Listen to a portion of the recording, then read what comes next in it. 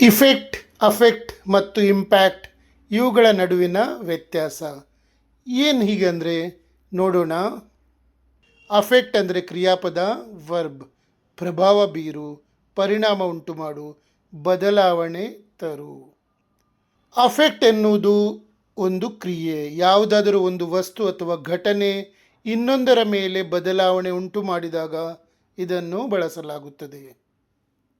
ಉದಾಹರಣೆಗೆ, ಹವಾಮಾನ ಬದಲಾವಣೆ ನನ್ನ ಆರೋಗ್ಯದ ಮೇಲೆ ಪ್ರಭಾವ ಬೀರುತ್ತದೆ. Changing weather affects my health. ಜೋರು ಮಳೆ ಪಂದ್ಯದ ಮೇಲೆ ಪರಿಣಾಮ ಬೀರಬಹುದು.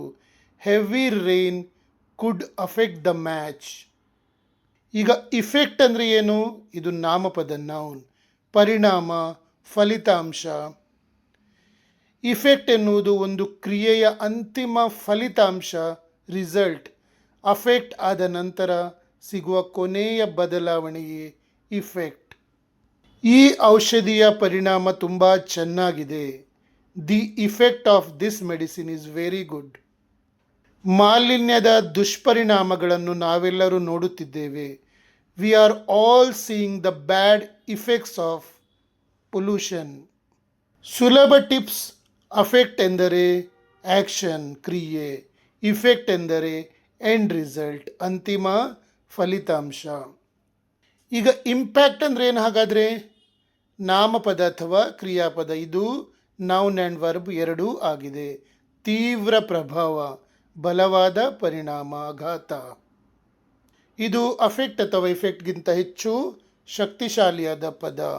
ಯಾವುದೇ ಒಂದು ಘಟನೆ ಭಾರೀ ದೊಡ್ಡ ಮಟ್ಟದ ಬದಲಾವಣೆ ಅಥವಾ ಪ್ರಭಾವ ಬೀರಿದಾಗ ಇಂಪ್ಯಾಕ್ಟ್ ಬಳಸಲಾಗುತ್ತದೆ.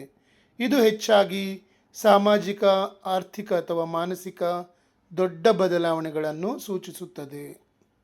ಹೊಸ ತಂತ್ರಜ್ಞಾನ ನಮ್ಮ ಜೀವನದ ಮೇಲೆ ಭಾರೀ ಪ್ರಭಾವ ಬೀರಿದೆ. New technology has a huge impact on our lives. ಆ ನಾಯಕನ ಮಾತುಗಳು ಜನರ ಮೇಲೆ ಆಳವಾದ ಪರಿಣಾಮ ಬೀರಿದವು.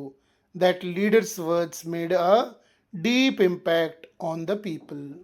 ನಿಮಗೆ ನನ್ನ ಟೀಚಿಂಗ್ ಮತ್ತು ರಿಸರ್ಚ್ ಇಷ್ಟವಾದಲ್ಲಿ ನನ್ನ ಪೇಜ್ ಫಾಲೋ ಮಾಡಿ ಮತ್ತು ಶೇರ್ ಮಾಡಿ. ನಿಮಗೆ 3 ತಿಂಗಳೊಳಗೆ ಇಂಗ್ಲೀಷ್ ಕಲಿಯಬೇಕು ಅಂತ ಇದ್ದರೆ, ಇಂಗ್ಲೀಷ್ ಮಾತಾಡಬೇಕು, ಇಂಗ್ಲೀಷ್ ಮಾತನಾಡುವಾಗ ಬರುವ ಅಂಜಿಕೆ ಮತ್ತು ಭಯ ಹೋಗಿ ಕಾನ್ಫಿಡೆನ್ಸ್ ಬೇಕು.